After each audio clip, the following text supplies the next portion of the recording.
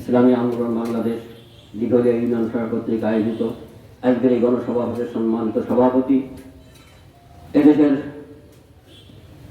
মানুষের নেতা পীর সাহেব চরণ নাই কর্তৃক মনোনীত আত্মাকা প্রতীকের প্রার্থী হযরত মাওলানা তাজুল ইসলাম দামাত বরকাতুল আলিয়া, মঞ্চ ভূমিষ্ঠ ওলামায়ে কেরাম, সামনে ভূমিষ্ঠ দেশপ্রেমিক শান্তিকামী জনতা আর বন্ধুরা, সকলকে আন্তরিক মোবারকবাদ এবং ধন্যবাদ জানাই।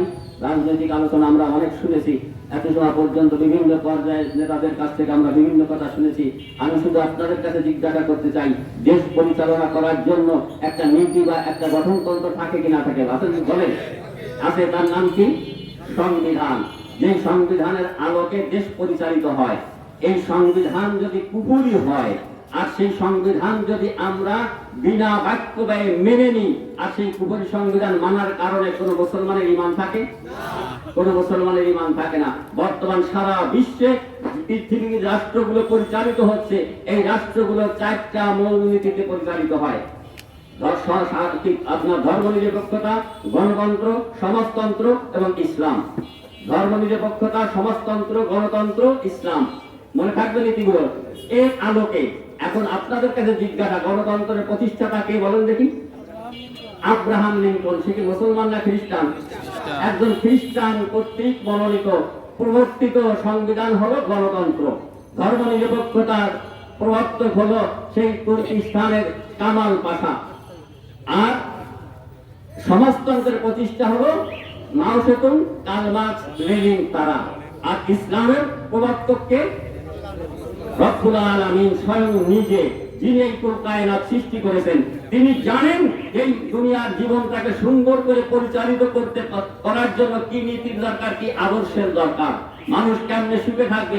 আপনি যেমন আপনার পরিবারের সুখ শান্তি কামনা করেন, কারোর ভিতরে কোনো ফাসাদ না হয়, কোনো দ্বন্দ্ব না হয়, ঝগড়া না হয়, সবাই শান্তিতে বসবাস করতে পারেন, তেমনি ভাবে রব্বুল আলামিনও চান যে আমার দুনিয়ার মানুষ যেন সুখে শান্তিতে বসবাস করতে পারে।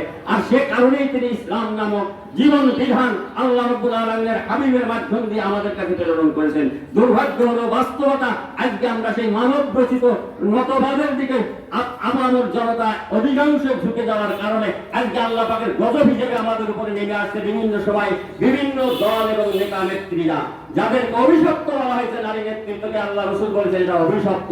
আজকে আমাদের মাথার উপরে একদিন নয়, 2 দিন নয়, দীর্ঘ সেই 71 সাল থেকে এ পর্যন্ত শুধুমাত্র এরশাদ সাহেব ছাড়া আর বাকি জীবনটাই আমাদের নারী নেতৃত্বের অধীনে কাটছে।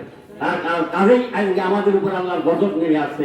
এই গজব থেকে যদি আমাদের পরিত্রাণ পেতে হয়, আমাদের নিজেদের অধিকার যদি আমাদের ফিরে পেতে হয়, সুখে শান্তিতে দুনিয়ার জীবনে যদি বসবাস করতে হয়, তাহলে যে রব্বুল আলামিন আমাদের সৃষ্টি করেছেন তারই দেওয়া নীতি এবং আদর্শ বিধান যদি আমরা মেনে নিতে পারি জীবনের সকল ক্ষেত্রে, সংবিধান থেকে নিয়ে সকল পর্যায়ে, তাহলে রব্বুল আলামিন আমাদের দুনিয়ার জীবনের কল্যাণ, আখিরাতের জীবন নাজাতের ফয়সালা করবে। কাজেই আর বেশি কথা বলবো না। আপনাদের কাছে আমরা বলতে চাই যে দেশে যে ধরনের মানুষ বসবাস করুক না কেন, প্রত্যেকেই শান্তি চায়, নিরাপত্তা চায়, তাদের অধিকার ফিরে পেতে চায়। এই অধিকার এবং নিরাপত্তার জ্ঞান দিতে পারে একমাত্র ইসলাম, আল্লাহ রাব্বুল আলামিন প্রদত্ত বিধান। কাজেই আমরা সকলকে আহ্বান করব, আপনারা আপনাদের অতীত জীবনের সমস্ত ভেদাভেদ ভুলে দিয়ে আপনারা আল্লাহ পাকের বান্দা হিসেবে, যে হিন্দু সেও আল্লাহর বান্দা, যে বৌদ্ধ সে আল্লাহর বান্দা, যে খ্রিস্টান সেও আল্লাহর বান্দা, যে মুসলমান সেও আল্লাহর বান্দা। আপনি হয়তো কেউ ঈশ্বর নামে, কেউ গড নামে, বিভিন্ন নামে আপনি বলে থাকেন, কিন্তু আসলে উপরওয়ালা একজন আছে, এটা সবাই কিন্তু বিশ্বাস করে। কাজেই আপনি সেই উপরওয়ালার নীতি আদর্শের সাথে একমত পোষণ করে আসেন ইসলামের সহায়তায়। আল্লাহ রাব্বুল আলামিন আমাদের সকলকে আল্লাহ এই দুনিয়া এবং আখিরাতের জীবনে কামিয়াবি এবং সফলতা দান করেন। এই উদাত্ত আহ্বান জানিয়ে আমি আমার সংক্ষিপ্ত বক্তব্য এখানে শেষ করছি। ওয়া মা তাওফীক ইল্লা বিল্লাহ।